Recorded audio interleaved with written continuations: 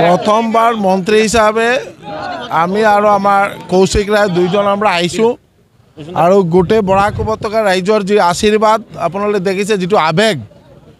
মানে এটুই মানে খুব ভাল লাগিছে যে গোটে বরাক উপত্যকার সব রাইজ ওলাই আইছে সম্বর্ধনা জ্ঞাপন করার কারণে আর আমি তেওঁলোকৰ ধন্যবাদ জনাইছো আর বিশেষকৈ মাননীয় মুখ্যমন্ত্রী ডক্টর হিমন্ত বিশ্ব শর্মা মহোদয়ক বহুত বহুত ধন্যবাদ আর কৃতজ্ঞতা জনাইছো যে আমার বরাক উপত্যকার কারণে ইমান যে একটা মরম ইমান যে একটা মানে প্রেম মাননীয় মুখ্যমন্ত্রী মহোদয়ের যে সদায় বরাক উপত্যকার ডেভেলপমেন্ট বরাক উপত্যকার উন্নয়ন আর বরাক উপত্যকা উন্নয়নের কারণে একটা সেপারেট মন্ত্রণালয় করা হয়েছে যেটো দায়িত্ব মাননীয় মন্ত্রী কৌশিক রায় মহোদয়ক দেওয়া হয়েছে আর আমি কৌশিক রায় গোটে আমরা দুই মন্ত্রী একেলগে কাম করিম যাতে বরাক উপত্যকা গোটে অসমৰ ৰাইজৰ উদ্দেশ্যে যাতে ভালকে কাম করে যাব পারো গোটে অসম যাতে এটা উন্নতির এটা চরম শিখরে যাই পৌঁছি পায় এটোর কারণে আমার মাননীয় মুখ্যমন্ত্রী মহোদয়ের যেটো মানে আগ্রহ এটু যাতে 2026 ভিতৰত যাতে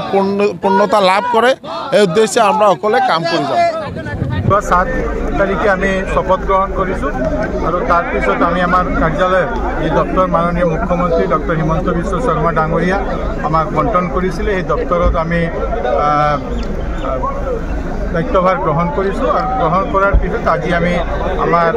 গৃহ জেলা মই আর আমার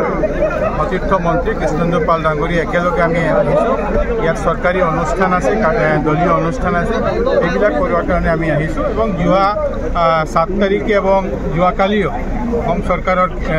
মাননীয় মুখ্যমন্ত্রীর নেতৃত্বত ক্যাবিনেট মিটিং আছে ক্যাবিনেট মিটিং হয়েছে